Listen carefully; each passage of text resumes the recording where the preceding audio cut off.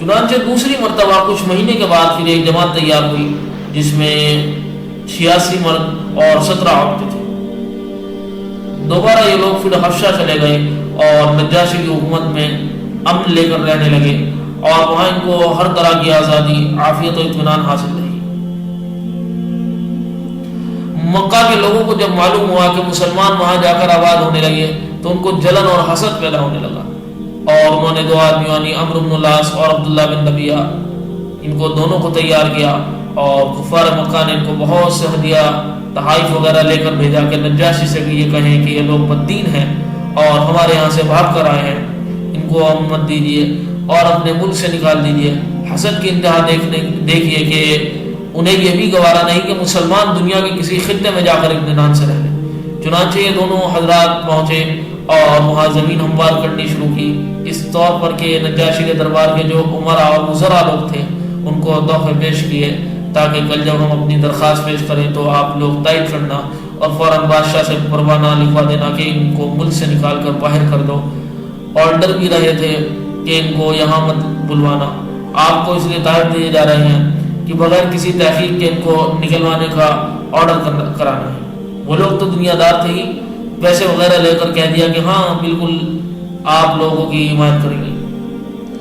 چنانچہ اگلے دن جب دربار ہوا تو یہ دونوں لوگ حاضر ہوئے اور انہوں نے نجاشی کے سامنے اپنا مدعا رکھا کہ اتنی تعداد میں لوگ ہمارے یہاں سے آ گئے، اس لیے آپ ان کو یہاں سے نکال دیجیے، اور ہماری قوم نے آپ کی خدمت میں یہ تحفے بھیجے ہیں۔ درباریوں نے تائید کی کہ بڑے اچھے لوگ ہیں، ایسے ویسے ہیں، مگر نجاشی بڑا عقل مند انسان تھا۔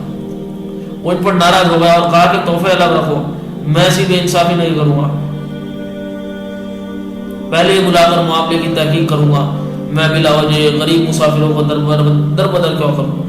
چنانچہ مسلمانوں کے پاس جہاں یہ لوگ مقیم تھے فوراً قاصد بھیجا۔ جب قاصد پہنچا تو سب نے آپس میں مشورہ کیا کہ سب لوگوں کا بولنا ٹھیک نہیں ہے، بلکہ اپنا کوئی نمائندہ متعین کر لیا جائے۔ تمام مہاجر صحابہ رضوان اللہ علیہ مجمعین نے حضرت جعفر بن ابی طالب رضی اللہ عنہ کو اپنا نمائندہ مقرر کیا کہ آپ رضی اللہ تعالیٰ عنہ ہماری جانب سے گفتگو فرمائیں۔ چنانچہ حضرت جعفر پہنچے تو دیکھا کہ مکے سے آئے ہوئے لوگ بھی وہاں موجود ہیں۔ جب معاملہ پیش ہوا تو حضرت جعفر رضی اللہ عنہ نے ان سے 3 سوال کیا اور نجاشی سے فرمایا کہ آپ ان سے معلوم کیجیے کہ ہم لوگ جو یہاں پر آئے ہیں کیا ہم لوگ مکہ والوں کے غلام تھے کہ ان کی اجازت کے بغیر بھاگ کر آ گئے ہیں؟ نجاشی نے معلوم کیا کہ کیا یہ لوگ بھگوڑے غلام ہیں جو انہیں واپس کرانا چاہتے ہو؟ عمرو بن العاص نے کہا کہ غلام نہیں، بلکہ یہ تو بہت معزز خاندان کے لوگ۔ دوسری بات آپ ان سے معلوم کریں کہ کیا ہم نے کسی کا قتل کیا ہے جو لوگ ہمیں قصاص میں بلانا چاہتے ہیں؟ نجاشی نے معلوم کیا تو کہا کہ نہیں، یہ لوگ تو قتل وغیرہ کے کیس میں شریک نہیں ہیں۔ ذرا غور فرمائیں کہ کافر ہونے کے باوجود جھوٹ بولنا انہوں نے بھی گوارا نہیں کیا، کیونکہ جھوٹ بولنا وہ بھی عیب سمجھتے تھے۔ تیسرا سوال یہ کیا کہ کیا ہم نے کسی کا مال چرایا ہے اور اس کو لے کر یہاں بھاگ آئے ہیں؟ عمرو بن العاص نے کہا کہ نہیں، دینار و درہم کی تو الگ بات ہے، ایک پیسہ بھی انہوں نے نہیں چرایا۔ حضرت جعفر رضی اللہ عنہ نے فرمایا کہ اب آپ بتلائیے، یہی 3 بنیادیں آدمی کی ہو سکتی ہیں کہ یا تو آدمی کسی کا غلام ہو، اگر وہ کہیں چلا جائے تو پکڑ کر لایا جائے، یا کسی کا قتل کر کے بھاگ گیا ہو اور بدلہ لینے کے لیے اسے پکڑا جائے، یا چور ڈکیت ہو تو اسے پکڑا جائے۔ ہم نے تو ان تینوں میں سے کوئی کام نہیں کیا، تو واپس جانے کا کیا مطلب؟ نجاشی نے کہا اچھا ٹھیک ہے، اور ان سے کہا کہ آپ لوگوں کو ان سے ناراضگی کیوں ہے؟ تو عمرو بن العاص نے کہا کہ یہ لوگ بددین ہو گئے ہیں، اپنے آبا و اجداد کے دین کو چھوڑ کر انہوں نے نیا دین اختیار کر لیا ہے۔ نجاشی نے ان سے معلوم کیا کہ آپ کا دین کیا ہے۔ حضرت جعفر طیار رضی اللہ تعالیٰ عنہ، اللہ تعالیٰ انہیں آخرت کی تمام نعمتوں سے سرفراز فرمائے، انہوں نے ایسی بہترین تقریر فرمائی کہ جس میں اسلام کی تمام تعلیمات کو نہایت خوبصورت انداز میں جمع کر دیا اور اسلام کو منشور بیان کر دیا۔ انہوں نے تقریر کرتے ہوئے فرمایا کہ جناب بادشاہ، ہم ایسے لوگ تھے جو شرک کرتے تھے، بتوں کی پوجا کرتے تھے، مردار کھاتے تھے، پڑوسیوں کے ساتھ برا سلوک کرتے تھے، اور ہم میں سے بعض کی طرف سے حلال حرام اور ناجائز امور کا ارتکاب کرتے تھے، اللہ کی مرضی کے بغیر جسے چاہا حلال کیا اور جسے چاہا حرام کیا، یعنی حلال و حرام کی کوئی تمیز ہمارے اندر نہیں تھی۔ اللہ تبارک و تعالیٰ نے ہماری طرف ایک پیغمبر صلی اللہ علیہ وسلم بھیجا، ہماری ہی خاندان میں ہے، اور ہم اس کی وفاداری، سچائی اور امانت داری سے پہلے سے واقف تھے، ہمارا 40 سال کا تجربہ تھا، اس پیغمبر صلی اللہ علیہ وسلم نے آ کر ہمیں اللہ کی طرف دعوت دی تاکہ ہم اللہ کو ایک مانیں، اور وہ تمام معبودان باطل ہم اور ہمارے آباء و اجداد جن کو پوچھتے تھے، ہم سب نے ان سے براءت کر لی۔ اور اس پیغمبر صلی اللہ علیہ وسلم نے ہمیں بتلایا کہ پھر پتھر جنہیں تم نے معبود بنا رکھا ہے، ان کا پوجنا، ان کی عبادت کرنا کوئی عقل مندی کی بات نہیں ہے۔ اور اس پیغمبر صلی اللہ علیہ وسلم نے ہمیں سچ بولنے کا، امانت کی ادائیگی کا، رشتہ داروں کے ساتھ اچھا سلوک کرنے کا، پڑوسیوں کے ساتھ اچھا برتاؤ کرنے کا، حرام کاموں اور خون ریزی سے بچنے کا حکم دیا، اور اس نے ہمیں بے حیائی کی باتوں سے، جھوٹ بولنے اور یتیم کا مال کھانے سے، بے قصوروں پر تہمت لگانے سے روکا، اور ہمیں ایک اللہ کی عبادت کرنے کا حکم دیا۔ یہ ہمارا مذہب ہے اور ہمارے پیغمبر صلی اللہ علیہ وسلم کی تعلیم ہے۔ نجاشی نے کہا تو بہت اچھی بات ہے اور اس سے اچھا کوئی مذہب نہیں ہو سکتا، میں تم کو ہرگز اپنے علاقے سے نہیں نکالوں گا، کیونکہ آپ لوگ تو ہمارے لیے باعث برکت ہو، تم لوگ سکون و اطمینان اور مزے سے رہتے رہو۔ اور مکہ معظمہ سے آئے ہوئے لوگوں سے کہا کہ تم یہاں سے چلے جاؤ اور اپنے تحائف بھی لے جاؤ، تمہاری رشوت لے کر میں ان کے ساتھ برا سلوک نہیں کر سکتا۔ ان لوگوں کو منہ کی کھانی پڑی۔ پھر ان لوگوں نے سوچا کہ عیسائی لوگ ہیں اور محمد صلی اللہ علیہ وسلم کا مذہب الگ ہے اور عیسائیوں کا الگ ہے، لہذا ایسی بات اٹھاؤ جس سے ان لوگوں میں اشتعال ہو جائے۔ چنانچہ اگلے دن پھر آئے اور کہنے لگے کہ ان کا عقیدہ حضرت عیسیٰ علیہ السلام اور حضرت مریم علیہ السلام کے بارے میں بہت خراب ہے، یہ آپ کے ملک میں رہنے کے قابل نہیں ہے۔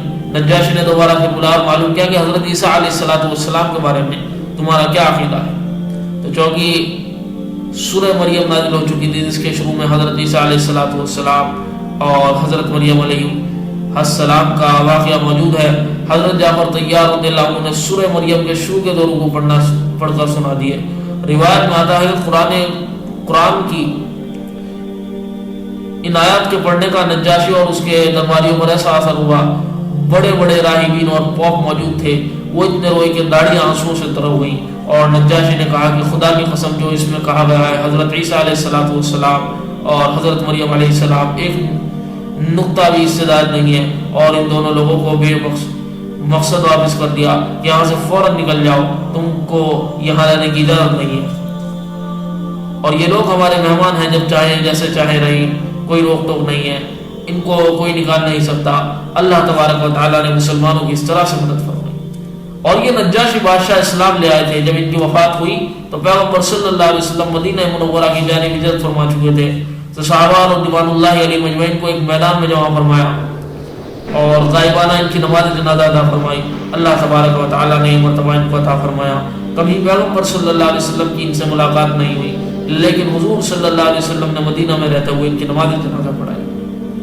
حضرات علماء کرام لکھتے ہیں کہ اللہ تبارک و تعالیٰ نے تمام رکاوٹوں کو دور فرما دیا تھا، گویا کہ جنازہ سامنے ہی تھا۔ یہ بادشاہ نجاشی نیک اور صالح تھے، جس کی صالحیت اور ایمان کی جناب رسول اللہ صلی اللہ علیہ وسلم نے ضمانت دی ہے۔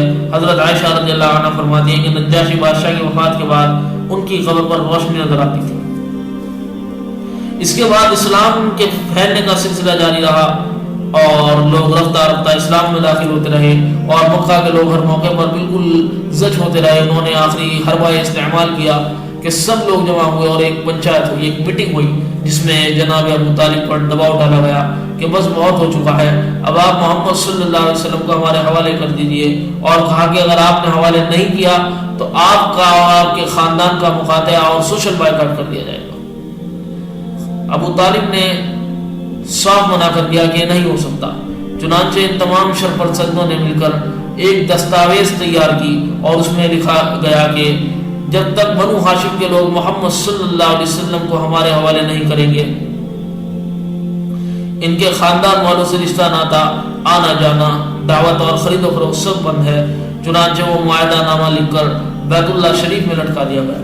اللہ تبارک و تعالیٰ کی جانب سے مدد کہیے کہ بنو ہاشم کے سب لوگ خواہ وہ مسلمان ہو چکے ہیں یا نہ ہوئے ہوں، ان سب نے اس معاملے میں حضور صلی اللہ علیہ وسلم کا ساتھ دیا، اور شوق ابو طالب میں یہ لوگ تقریباً 2.5 یا 3 سال تک اسی طرح محصور رہے، اور تنگی کا معاملہ اس قدر تھا کہ کئی دن گزر جاتے تھے، کوئی چیز کھانے کو دستیاب نہ ہوتی تھی، اور بچے بھوک سے بھی لگتے رہتے تھے، ان کے لیے بھی کچھ انتظام نہیں تھا، راتوں کی نیند اڑ گئی تھی۔ مکہ میں اگر کوئی تجارتی قافلہ آ جاتا تو مکہ کے لوگ یہ کہتے کہ خبردار ادھر مت چلے جانا، اور اگر کوئی چیز خریدنے آتا تو دگنی اور چگنی قیمت لے کر تب اسے دیا کرتے تھے۔ یہ صورتحال صرف دین کے لیے ان حضرات نے برداشت کی۔ جب معاملہ حد سے تجاوز کر گیا تو انہی میں سے کچھ لوگ پیدا ہوئے اور انہوں نے رات کی اندھیریوں میں کچھ غلہ وغیرہ پہنچانا شروع کیا۔ پھر بھی ابو جہل ملعون اس میں رکاوٹ بنتا رہا اور ان کو ذلیل کرتا رہا۔ بالآخر 5 سرداروں کے دل میں رحم آیا، جس میں زمعہ بن الاسود، حکیم بن حزام، ابو البختری اور زہیر بن ربیعہ تھے، جنہوں نے آپس میں پلان بنایا کہ یہ ظلم ہمیں برداشت نہیں ہے۔ یہ ہمارے اسی خاندان کے لوگ، بچے، جوان اور بوڑھے بیچارے اس طرح پریشان ہیں اور ہم کھاتے پیتے رہیں، یہ بات ہماری غیرت گوارا نہیں کرتی اور اس ظالمانہ معاہدے کو ختم ہونا چاہیے۔ چنانچہ بات سامنے آئی کہ اس کو کل میٹنگ میں پیش کیا جائے۔ یہ سب لوگ جمع ہوئے اور زہیر بن ربیعہ نے مسئلہ اٹھایا کہ تم لوگوں کو شرم نہیں آتی، ڈوب مرنے کا مقام ہے، تمہارے خاندان کے لوگ اس طرح سے تکلیفیں جھیل رہے ہیں، آخر کب تک جھیلتے رہیں گے؟ کچھ ادھر سے کھڑے ہوئے، کچھ ادھر سے کھڑے ہوئے۔ اس طرح ابو جہل حیران و پریشان ہو کر کہنے لگا کہ معلوم ہوتا ہے انہوں نے پلاننگ کی ہے۔ ادھر شوق ابی طالب میں پیغمبر صلی اللہ علیہ وسلم نے جناب ابو طالب کو یہ خبر دی کہ میں آپ کو یقین دلاتا ہوں کہ وہ دستاویز جو لکھی گئی تھی، جو بیت اللہ شریف میں لٹکی ہوئی ہے، اس میں جہاں اللہ کا نام لکھا ہوا تھا وہ تو باقی ہے، باقی سب دستاویز کیڑوں نے کھا لی ہے۔ تو ابو طالب نے ان سرداروں کے پاس پیغام بھیجا کہ میرے بھتیجے نے خبر دی ہے کہ وہ دستاویز اب ختم ہو چکے ہیں، اسے پھاڑنے اور ختم کرنے کی ضرورت نہیں ہے، وہ خود ہی ختم ہو چکی ہے، اور میرا بھتیجا نہ آج تک جھوٹ بولا ہے اور نہ بولے گا، لہذا اسی کو معیار بنا لو۔ اگر ٹھیک ہے تو میں محمد صلی اللہ علیہ وسلم کو تمہارے حوالے کر دوں گا، اور اگر کیڑوں نے کھا لی ہے تو معاہدہ ختم ہونا چاہیے۔ جب کھول کر دیکھا تو جیسا حضور صلی اللہ علیہ وسلم نے فرمایا تھا بالکل ویسا ہی نکلا۔ چنانچہ اس طرح سے معاہدہ ختم ہو گیا اور یہ لوگ اس محاصرے سے باہر نکل آئے۔ تاریخ اسلام کا یہ بہت ہی کربناک مرحلہ ہے، یہ آسان نہیں ہے، سوچ کر ہی رونگٹے کھڑے ہو جاتے ہیں، اتنی شدت کے ساتھ کیسے ان لوگوں نے یہ وقت گزارا ہوگا، آپ غور کریں۔ اس محاصرے کے ختم ہو جانے کے کچھ ہی دنوں کے بعد آپ صلی اللہ علیہ وسلم کے سب سے بڑے پشپنا، آپ صلی اللہ علیہ وسلم کے چچا جناب ابو طالب کی وفات کا وقت قریب آ گیا۔ مسلم شریف میں روایت ہے کہ ان کی وفات کے وقت آپ صلی اللہ علیہ وسلم ان کے پاس تشریف لے گئے اور یہ فرمایا کہ چچا جان صرف ایک کلمہ آپ پڑھ لیجئے تاکہ میں آپ کے حق میں اللہ تعالیٰ کے دربار میں گواہی دے سکوں۔ اتفاق سے اس وقت ابو جہل اور کفار کے خرانٹ قسم کے لوگ ابو طالب کے پاس جمع تھے۔ انہوں نے محسوس کیا کہ اگر ابو طالب نے کلمہ پڑھ لیا پھر تو مشکل ہو جائے گی۔ فوراً انہوں نے پٹی پڑھائی کہ اگر آپ اپنے باپ عبد المطلب کے دین سے ہٹ گئے تو مکہ کی لونڈیاں کہیں گی کہ بھتیجے کا کہنا مان کر باپ دادا کے دین پر بٹا لگا کر چلا گیا۔ حضور صلی اللہ علیہ وسلم اصرار کرتے رہے اور وہ ابو طالب کو ملامت کرتے رہے۔ بالآخر ابو طالب کی زبان سے کلمہ نکلا کہ مجھے جہنم میں جانا گوارا ہے لیکن لوگوں کی بے عزتی گوارا نہیں ہے۔ نعوذ باللہ من ذالک۔ حضور صلی اللہ علیہ وسلم وہاں سے غمزدہ واپس تشریف لے آئے کیونکہ آپ صلی اللہ علیہ وسلم کو بہت خواہش تھی کہ ابو طالب ایمان لے آئے۔ تھوڑی دیر کے بعد حضرت علی کرم اللہ وجہہ نے آ کر خبر دی کہ ہمارے والد محترم کا انتقال ہو گیا ہے۔ حضور صلی اللہ علیہ وسلم نے فرمایا کہ جاؤ گڑھا کھود کر انہیں نوا دو، اور قرآن کریم کی آیت نازل ہوئی انک لا تہدی من احببت ولکن اللہ یہدی من یشاء۔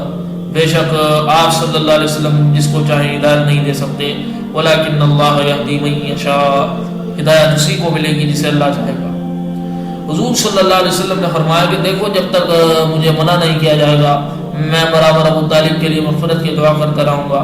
کرتے رہے لیکن قرآن کریم کی آیت نازل ہوئی ما كان للنبي والذين آمنوا أن يستغفروا للمشركين ولو كانوا أولي قربى۔ نبی اور ایمان والوں کے لیے جائز نہیں ہے کہ وہ کسی بھی مشرک کے لیے مغفرت کی دعا کرے اگرچہ وہ رشتہ دار ہی کیوں نہ ہو۔ حضور صلی اللہ علیہ وسلم سے پوچھا گیا کہ ابو طالب نے آپ صلی اللہ علیہ وسلم کی بڑی حمایت کی تو کیا آپ آخرت میں ان کے لیے کچھ کام آئیں گے؟ پیغمبر صلی اللہ علیہ وسلم نے فرمایا کہ ہاں، اتنا کام ہوگا کہ میری وجہ سے ان کو جہنم کے سب سے نیچے والے درجے کے بجائے سب سے کنارے درجے پر رکھا جائے گا، اور ان کا عذاب یہ ہوگا کہ ان کے پیروں کے نیچے ایک انگارہ رکھا جائے گا، لیکن اس انگارے کی گرمی ایسی ہوگی کہ دماغ ایسے کھولے گا جیسے پتیلی انگیٹھی پر رکھ کر کھولتی، اور وہ یہ سمجھیں گے کہ مجھے سب سے زیادہ عذاب ہو رہا، حالانکہ یہ جہنم کا سب سے ہلکا عذاب ہوگا، لیکن جہنم سے نکل نہیں پائیں گے کیونکہ حالت شرک میں دنیا سے گئے ہیں۔ حضور صلی اللہ علیہ وسلم پر ان کی وفات کا بہت صدمہ اور اثر ہوا۔